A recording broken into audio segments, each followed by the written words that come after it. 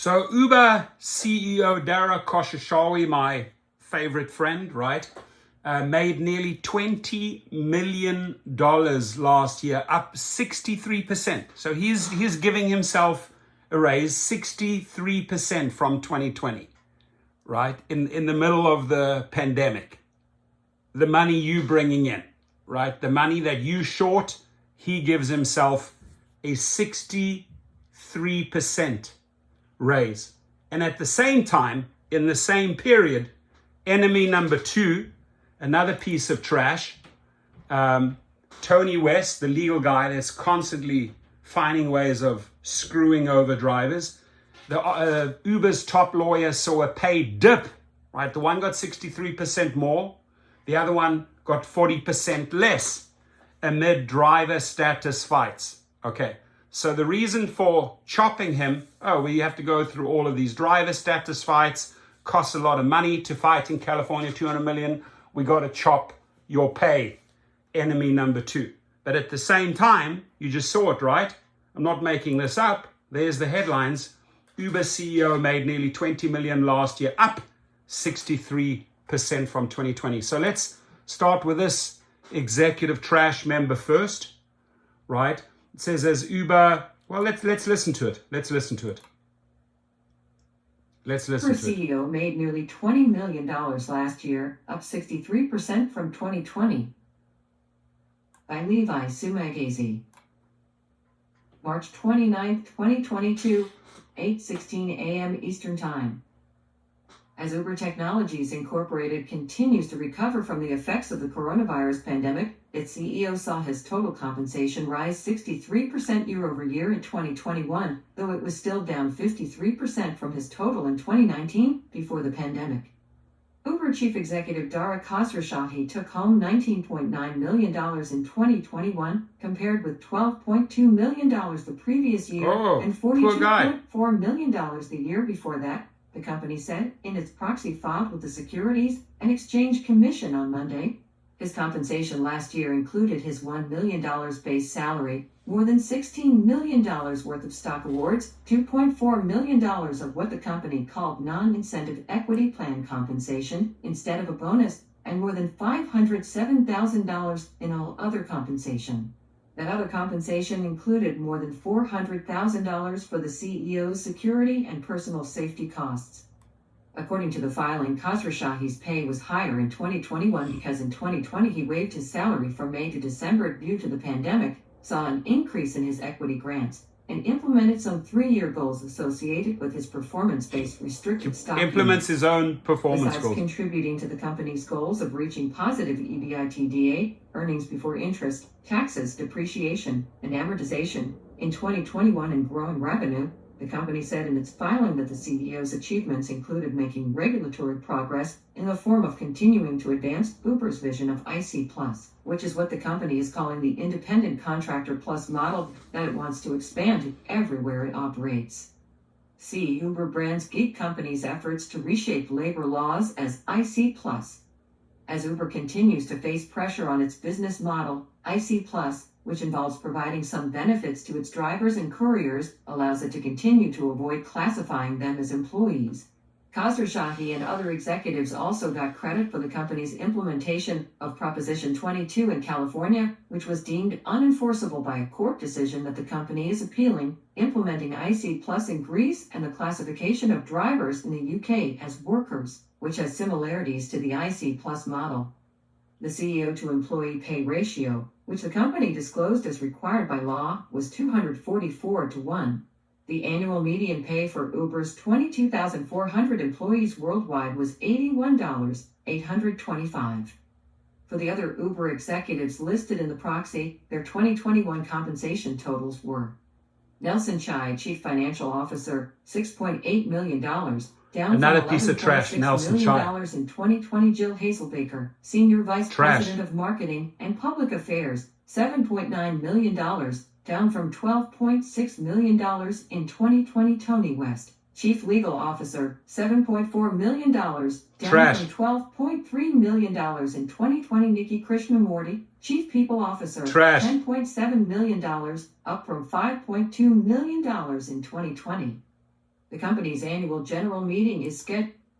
So he's increasing his earnings and at the same time chopping all the others. This is your enemy number 2 who writes the laws to screw you over, right? This guy really screwed millions of California drivers over. Tony West, the high-profile law department leader at Uber Technologies, saw his total compensation at the ride-sharing giant fall almost 40% last year. Uber disclosed West's pay package in a proxy statement filed. Let's listen to this. Tony West, the high-profile law department leader at Uber Technologies Save my Incorporated, voice. saw his total compensation at the ride-sharing giant fall almost 40% last year. Uber disclosed West's pay package in a proxy statement filed late Monday. He received more than $7.4 million in total compensation during 2021, the document shows, down from the nearly $12.3 million that West earned the year prior. The company increased West's cash compensation to $2 million last year, an $800,000 base salary We pay and for that. $1.2 million in non-equity incentive plan compensation, from the more than $1.4 million in cash he received from Uber during 2020. The bulk of West's 2021 pay package is made up of a $5.4 million stock award. In 2020, the first year that West became a named executive officer at Uber, his stock award was valued at nearly $10.9 million. West, the brother-in-law of Vice President Kamala Harris, joined Uber in 2017 after a stint at the Justice Department during the Obama administration. He serves as Chief Legal Officer and Corporate Secretary at Uber. Trash. Playing a prominent That's role who in you are. recent years Trash. helping the San Screwing Francisco over drivers. company navigate various legal and regulatory hurdles that challenge its business model. Uber didn't respond to a request for comment about West's Of compensation. course they wouldn't. The former litigation partner at Morrison and Forster Partner in San Francisco was previously the top lawyer at PepsiCo Incorporated. West served as the third-ranked official at DOJ during the Obama administration. Uber, in its rationale for West's compensation last year, touted his role helping the company reduce its risk profile. Uber credited West with trimming a $59 million fine levied by the California Department of Public Utilities to $150,000. The dispute involved data California on the sold identity out. of sexual assault victims.